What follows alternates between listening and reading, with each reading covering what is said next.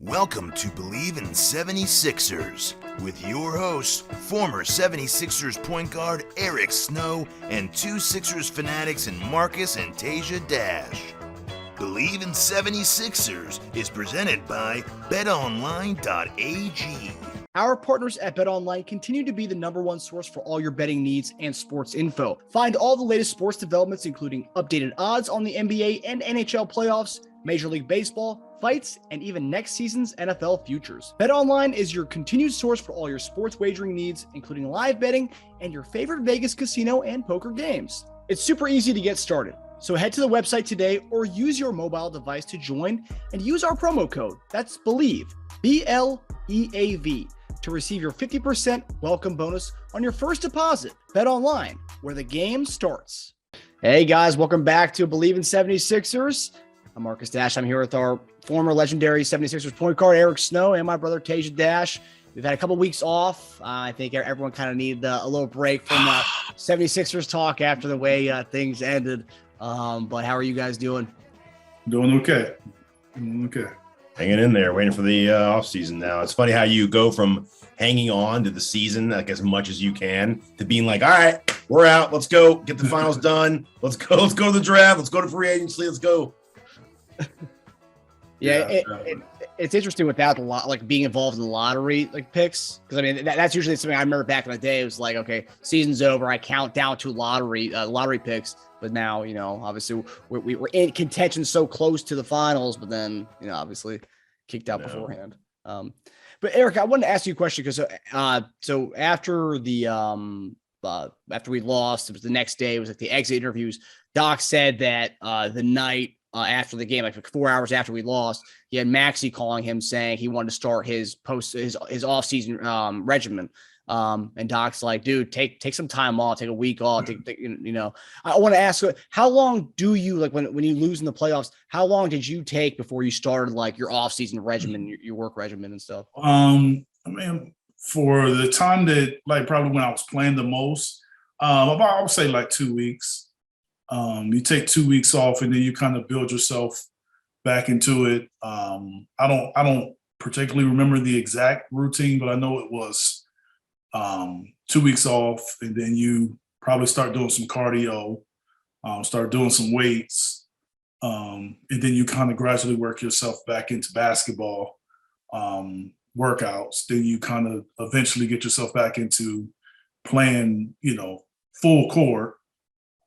And then you kind of build it until sometime in August or September, then you start kind of decreasing your contact and but also keeping your strength and conditioning up to get ready to get you through camp. Interesting.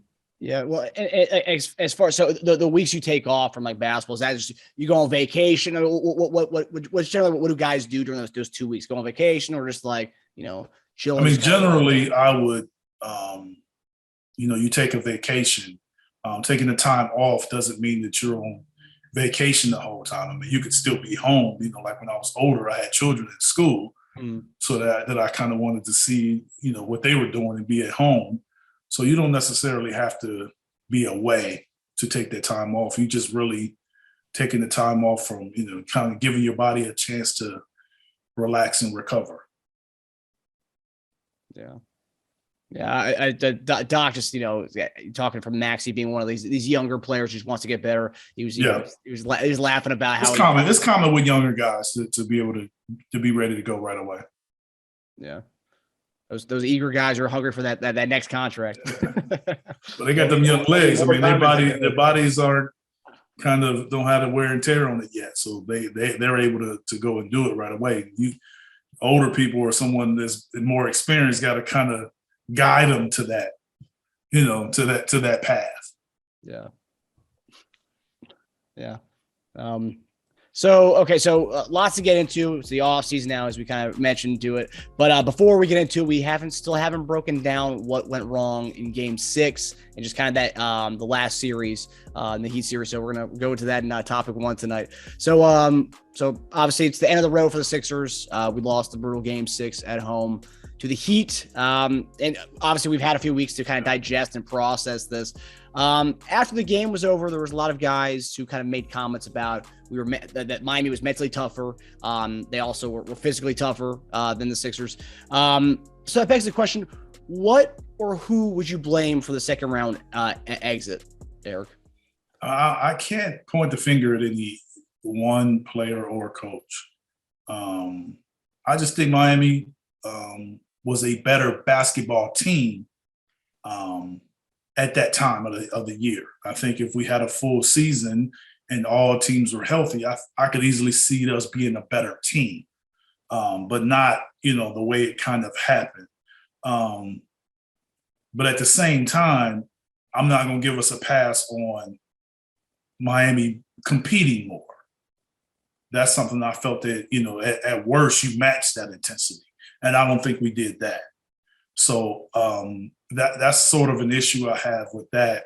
If it's mental toughness, physical toughness, whatever toughness it is, they had a clear advantage in that. And that's something I think that we could have changed and done differently.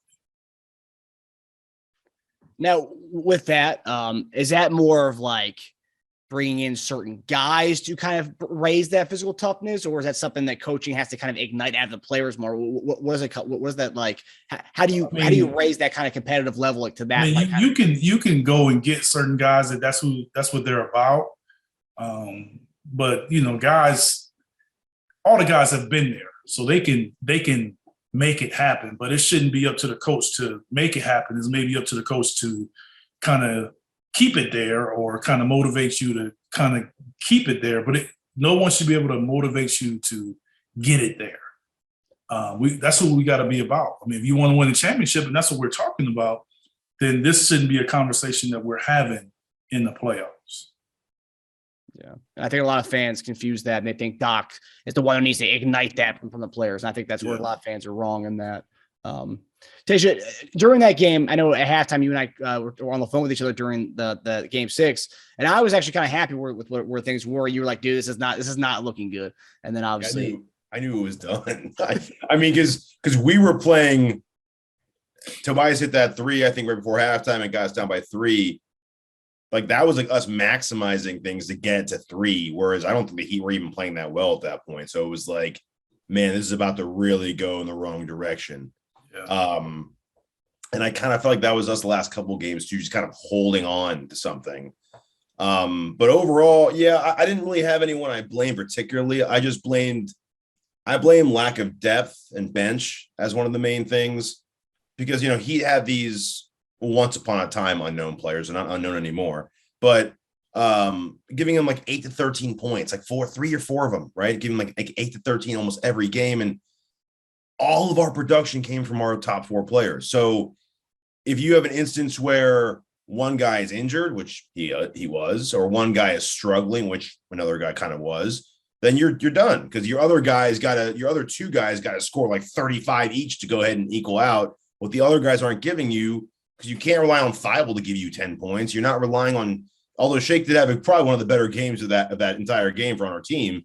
You can't rely on him getting you that. So we're so top heavy, and we got so gutted by that Harden trade that it kind of reminded me of the Butler team we had from a couple of years ago. Whereas we were so top heavy, everything had to come from those guys, or else you lost, because there's no one to lean on. Where the Heat are kind of the opposite. They have a bunch of guys to just spread it out, and then you have the one player to step up that game, whether it be Hero or Butler or even Bam. So they have such a different lineup, and we weren't equipped, because once you're down Embiid, you're down the head of your snake, right? And then, that'd be my other one to blame, is, just bad luck with injuries. I mean, just to have his face nailed apart before going into that's just a terrible start. We went down 0-2. Embiid, Joel being hurt, but Danny getting injured early in that game also.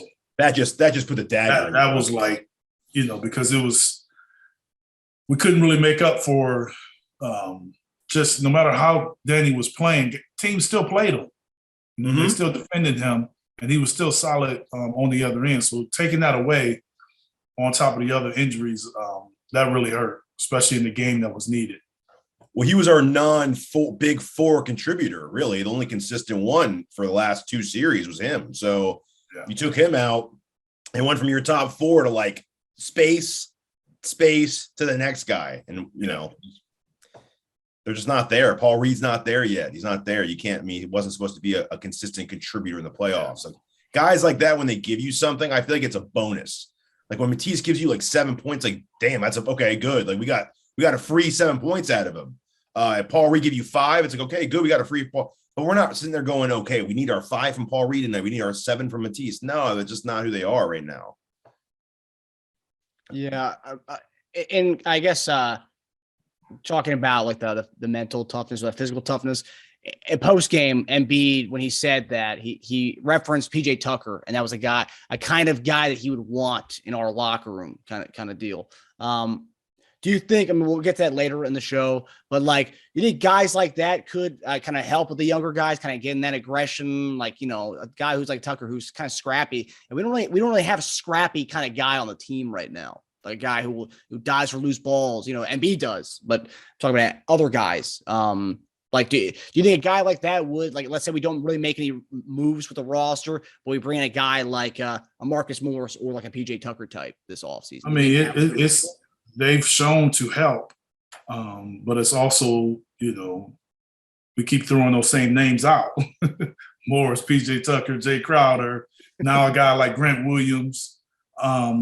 Are the names you're throwing out there. It's not a lot of those guys that can not only bring the toughness, but also are really good basketball players. Mm-hmm. That can make a three, that can make a shot, can make a play. They're tough, they're versatile, they can defend different positions. So where we need guys like that, I don't think it's as easy as just saying, hey, let's just go get a guy like that. It's some things that kind of have to go your way, and that guy has to be available.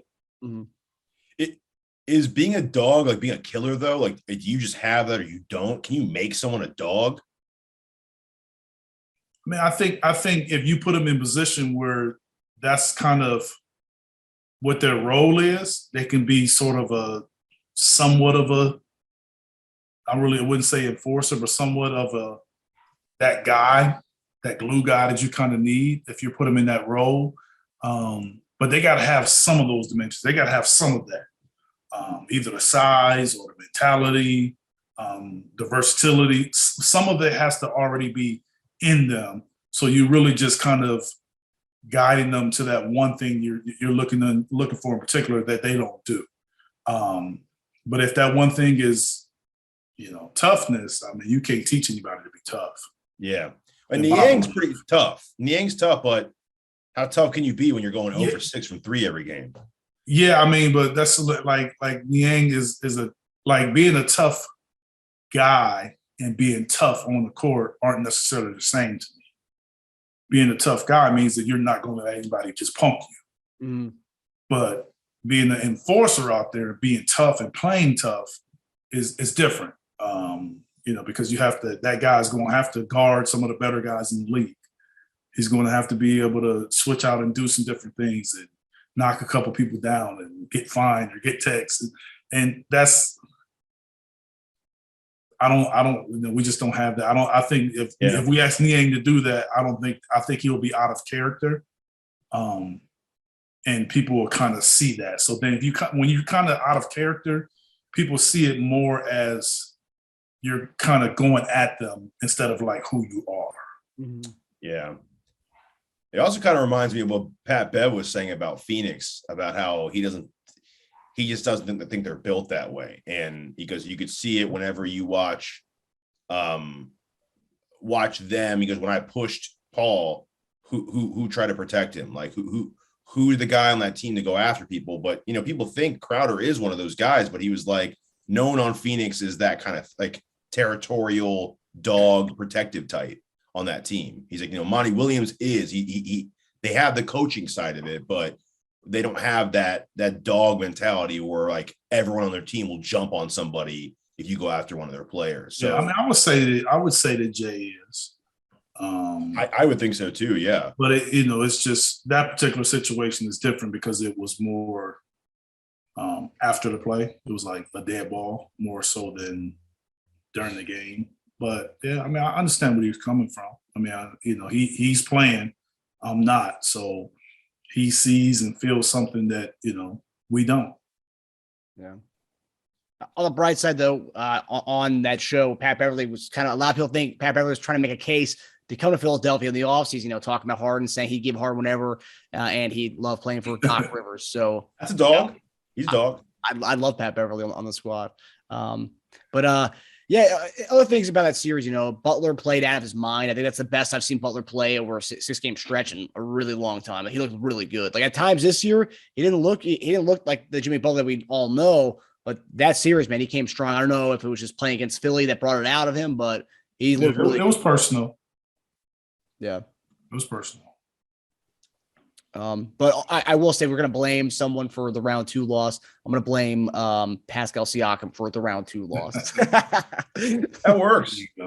That's a good one. Okay, so for topic 2, there have been some mixed reports we kind of talked about on the show going into the playoffs about Doc Rivers returning. And Daryl Morey said at the postseason presser that he'll be back. Other Philadelphia reporters have also said that Doc will be back.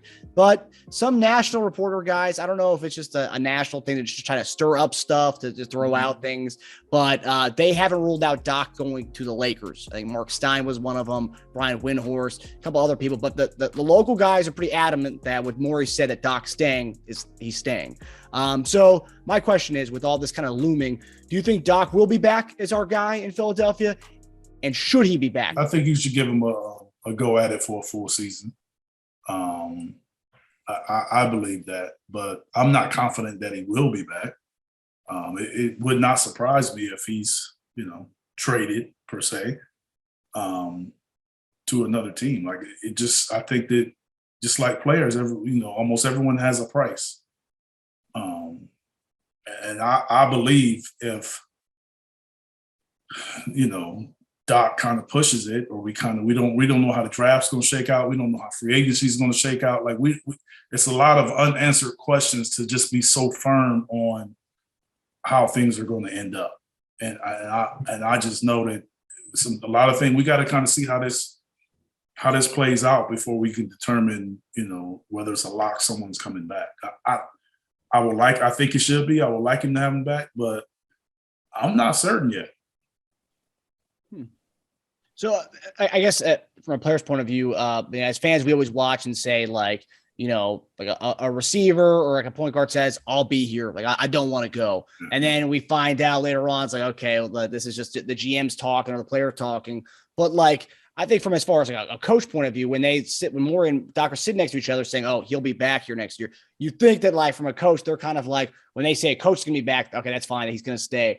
So you're saying there's really no difference between a player and a coach when it comes to that kind of stuff? Yeah. I mean, things can change. So you go and then all of a sudden when you spoke, everything's great. But then all of a sudden as time went on and an opportunity came, or you wanted something and you didn't get it, or, you disagree on things. Yeah. It's just like anything, it's a relationship. Any relationships can all of a sudden go a different path. So like I'm saying, it wouldn't surprise me if that relationship took a detour. Like that would not shock me. We've seen coach of the years be let go. Yep. Right. So it wouldn't surprise me that all of a sudden they say, hey, how many times you see it? Like after kind of talking it out some more, we've come to this conclusion. Yeah. Teja, as a fan, we've mutually agreed to this. However they say it.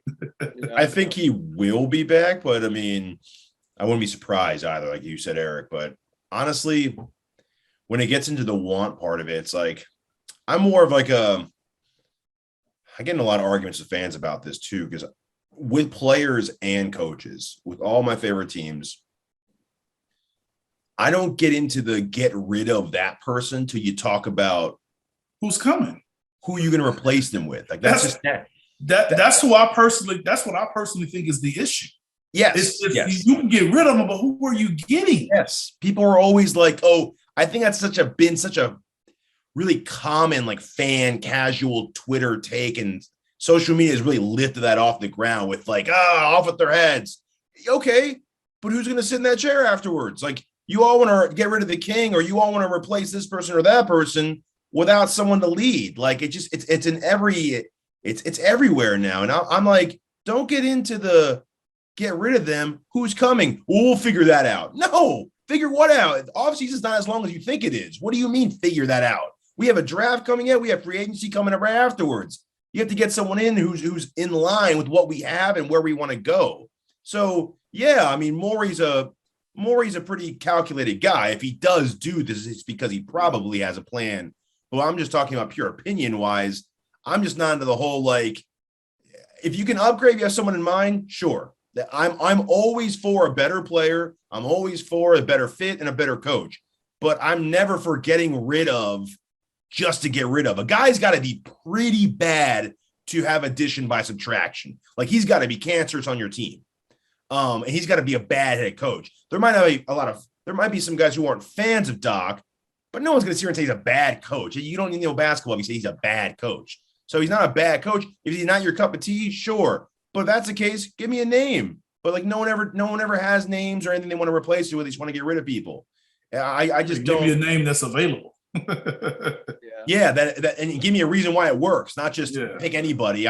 Please do not say Jay Wright. I'm so tired of the Jay Wright. We've been hearing Jay Wright's name since Larry Brown was here. Okay, we've been hearing Jay Wright's name for like 20 years now. Okay, I'm so tired of the Jay Wright thing. That's a pipe dream. Okay, if it happens, sure. But we're in a win now mode anyway. If you tell me you're going to get a first-time NBA coach here right now with this team ready to win right now, I'd be pretty freaked out personally. But again, it's good to have good management that you trust. That's one peace of mind that I have, that if something does happen, Morey has X, Y, and Z reasons why he does it, will do it. So at least there's that. But yeah, I'm all for replacing if it's for a good replacement, not just to say, all right, we did it, guys. He's out. Now what? Yeah, I did see one. It was just a fan's kind of like perspective on it, but it made sense. So let's say, they said they are going to keep Doc, but then, things go awry in free agency and, we get some assets back for Doc or something, or pick or whatever. Then you just move Sam Cassell. You move Sam Cassell up to that head coach spot. You can't, guy who's already in-house, who kind of knows the lay of the land and everything. You're just kind of elevating Sam Cassell to that head coaching spot. And he's interviewed for other head coaching positions all over the place. And a lot of people say he could be the next big thing as far as being a head coach in the league. I mean, it would make sense to elevate somebody already in staff that's already in-house. That would make sense to me. What do you guys think about that? Sam deserves an opportunity. So, I mean, it just depends on if that opportunity is going to come from a team that's younger or a team that's already the expectations are to win. I mean, that's what it comes down to. Yeah. I'd say I'd be fine with it again if they think that's what he deserves and he should get. My question is that too much pressure on someone who's going to be finding their footing as a first-time head coach for a team that has semifinal expectations today, like right now? Like you have to go further than you did last year. Otherwise, this is a failure because we can't keep losing in this round. So that's the whole thing. I mean, is that fair to give someone who's brand new to that that level of expectation off the bat? Right. So, yeah, I mean, but if not him, who? I mean, I don't know. Ube had it, and he did it with Boston. So it's true. It can happen. I think that Sam's qualified. It's just a matter of the decision makers and what they want to do. Mm-hmm. And if we are involved in the whole Beal sweepstakes, like that, the reports have been going on for the last few weeks, Beal and Cassell are very close. So we'll see. Yeah, we'll see. Okay, so the final topic tonight. So obviously there have been reports that Daryl Morey is hunting for a star this offseason. We've also seen reports in the last few days that forward Matisse Thybulle is not an untouchable asset for the Sixers, and the Chicago Bulls are apparently pretty interested in his services. So I guess my question is, we kind of talked about it a little bit, but what do you think the team is missing? And do you think by bringing in another star that would really fulfill the things that the team is missing and lacking? Yeah, I mean, I think that, you have Joel, but I believe that you need a number two guy. Whether he becomes a number two guy with us, we don't know, but you need a two closer to one than a two than a 3, closer to a 4, because I think that in order for us to really get the best James Harden, I think that we need someone else that can win us a game, or someone else that we can give the ball to in the fourth quarter and he can go out and make plays consistently. And he's a guy that possibly could need a double team. If you're going to go out and get someone, I Bleav that that's the type of player that you need to go get. If you're going to make a move and you're going to give up, your number 3 or option and 1 or 2 guys on the bench and picks, that you need a guy that I think is ready right away to come in here and be a guy that if Joel was injured, he could be your number 1 option. Would you say, okay, would you say Maxey is untouchable, or if it's okay. So you would deal Maxey for Beal? Yes. Eric coming out swinging. I mean, I'm just saying, if you're trying to win, if you say we're trying to win right now. So wait, so on. So you think it's no different. It's no different than the Lakers giving up on Ingram and all those guys to get Davis. They gave up on him because they wanted to win the championship. Do you think they would have won the championship with those guys instead of Antonio Davis? Is the question. But you think Beal's on Davis's level? At the time. No, I'm just saying at the time, I don't think he's at that level, but I think he's at the level of the role that he could play. He could fulfill that role that I'm speaking about with us. That's interesting. Yeah, I mean, I see what you're saying, but at the same time, you don't think we'd be better with a lesser player than Beal and Maxey rather than get rid of Maxey for someone like Beal, like a slightly lower tier and Maxey? I see it differently. I see that you can, and if you're going to get Beal, that you can get more guys like that fill a role. I mean, my thing with giving up on Maxey, what you don't want to give up is just how young he is, and we really don't know how good he's going to be. Now, that's a hard thing with him. But if you're telling me now that, hey, we're in a win right now mode, then yes, I'll make that decision. But if you're saying, we're good with just making the playoffs and wherever we end up, then yeah, you keep Maxey. Mm-hmm.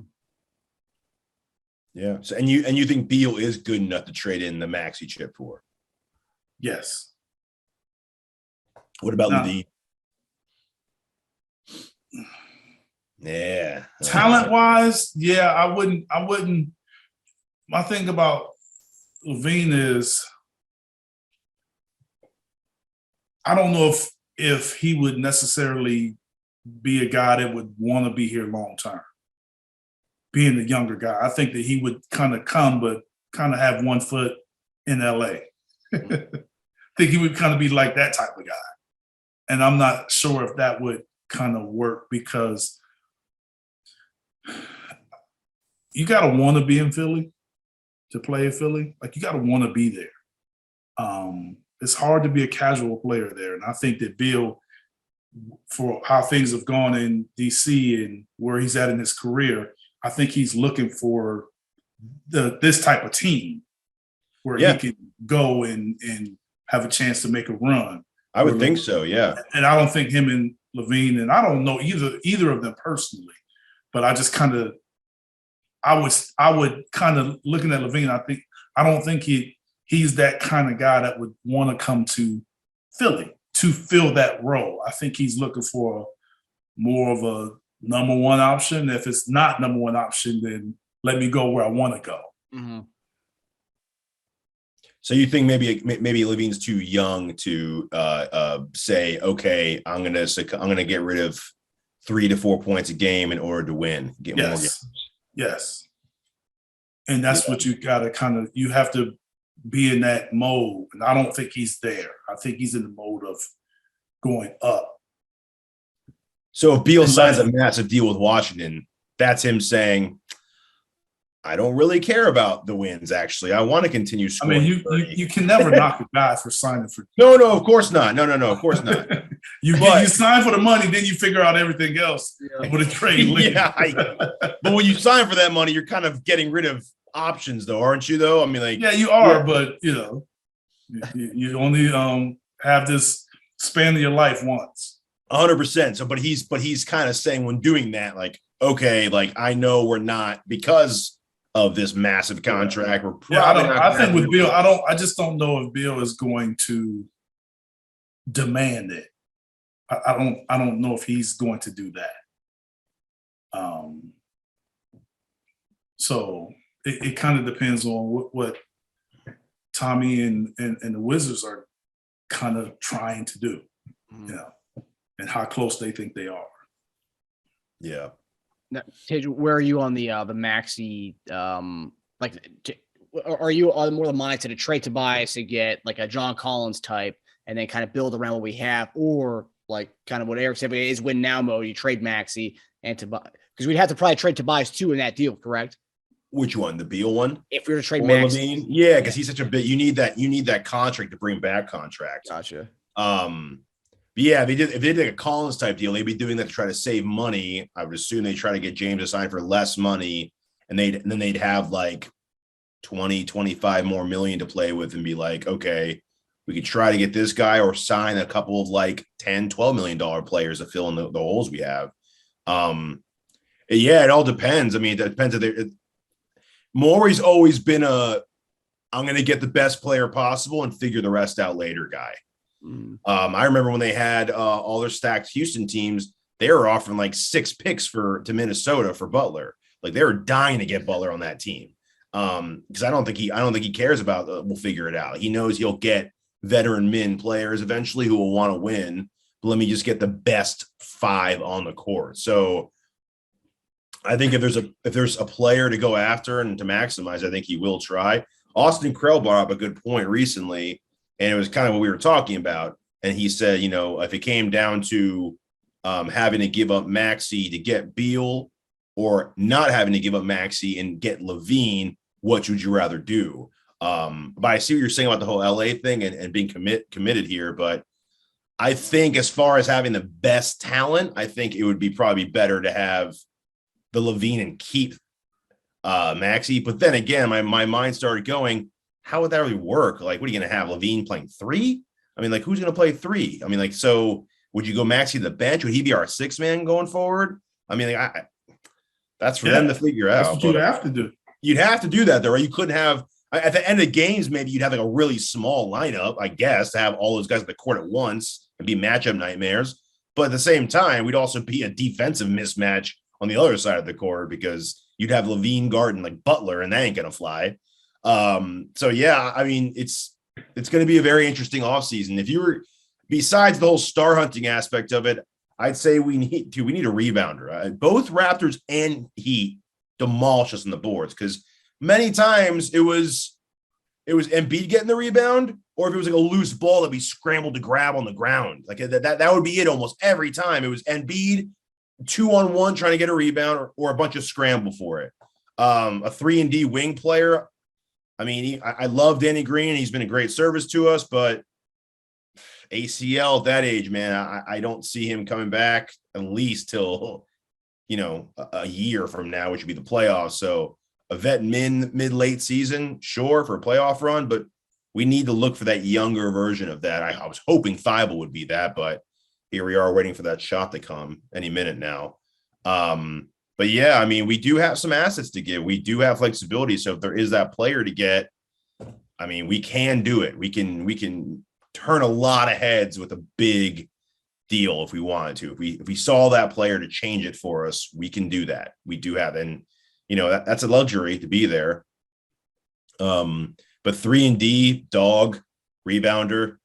If we're just talking about filling gaps and holes, I mean, Maxey would fill a huge hole. And not saying I don't want to be a 6-man, but that would be a huge hole that we'd fill for that. Like, I mean, I believe that that's his best role on this team. Just coming in, putting it on in the 6-man Yes. role. Yeah. It worked for Hero. I mean, they tried gave him the starting lineup. I just think that you got to play him more minutes without James on the court, because then he can be a primary ball handler. I think you limit him a little bit having him play off the ball as much. Yeah. He is becoming a great catch and shoot player, though. That's cool. I mean, if he wasn't doing that, he wouldn't be averaging near what he's averaging now. But so that can keep going. That's great too. But yeah, I think you're right. Then I think you'd be looking at what? LaVine, Harden, find your stretch 3 or find your 3 and D, and then find your just. Thibault should be that guy. I know. I mean, he's perfect for that role. They just, go work on corner threes. But he's a free agent after next season, so they need to start making their decision with him soon. Like, is this the guy we're gonna resign long term, give money to, or is it like, do we have to like trade him? If he makes now? a corner 3, and he'll decide it for them. Yeah. Oh, absolutely. At that point, he's like, oh, this is our 3. Yeah. This is our 3 for the next however many years with Embiid and Harden. Yeah. I think they were hoping for that just to happen and him to become that guy. And then as far as 4s go, once you start, if you do get rid of, like, let's say you got LaVine for Harris and someone else, right, and assets, I think that 4, just a good rebounder who can shoot, and it's not a defensive liability. I think that would be my ideal. I mean, I know Marcus Morris is obviously our top of a wish list, but more realistically, I'm a huge JaMychal Green fan. I like JaMychal Green. He can even play some small ball 5 when Embiid sits. He could play 4. He has a decent shot. He can switch a little bit. He could rebound. A guy like that. I saw Jackson Hayes might get traded from New Orleans. I mean, he's a dog. That guy's a dog, big time dog. So there are guys out there. I think we could fill it in, but first shoot a drop is to see if the Nets keep that pick or if they defer next season and we get that pick back.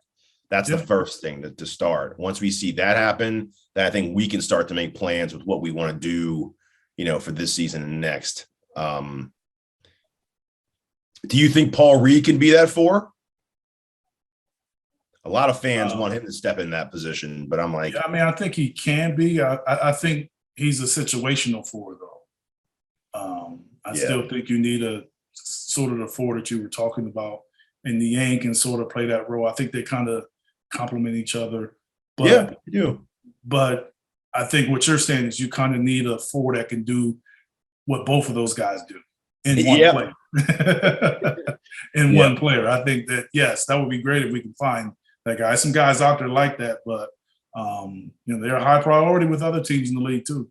Bobby Portis, another guy like that. They're a high priority. He'd be a good 4, and he could fill in for 5 when Embiid's down. Yeah. But yeah, they are. I mean, teams aren't stupid. They know. And he took less money last year to stay with Bucks for a year. Yeah. So I doubt he does that again. He's going to go out looking for money now. So yeah, lots to be seen over the next few months. So, for next week, I think the Nets have. I think it's June 1st is the deadline for them to see if they're going to take the pick or not. So, and then I'll be right after our show. But I mean, I think I've already seen reports that people are saying that the Nets are probably not going to take the pick this year. It's going to wait till next year. So, I guess we'll find out more. It depends how well they'll think we'll do next year. So, if they defer, that means they don't think we're going to have as good of a season next year. Yeah. We'll see. Or they don't know or either they don't know what they're going to do. Or they think agents and the guys that they have. Yeah. So, that's true. Leaving spots open. Yeah. Yep. I mean, I do like having the pick just to have, it's fun to watch the draft. When we don't have a pick, it's not fun to watch the draft. You saw the NFL draft, Eric. You didn't have that first. Yeah. And it gives you one more asset, right? I mean, you can't trade picks back-to-back years, but you could draft them and trade them. I'm sure there's definitely ways to go around that in the NBA. You could tell a team, who do you want? We'll trade them to you 2 minutes later. Who do you want? So, I mean, I'm sure there's ways around it. I mean, I don't know all the tricks and the trades of that, but, it's one more asset to have. You have another asset. You have Thibault. I mean, I don't want to give up on him, but Maxey, you have a pick. So we do have things, to trade off. And, 23 is something to scoff at. What we get Maxey at? 21? Yeah. So things can happen. Yeah, you never know.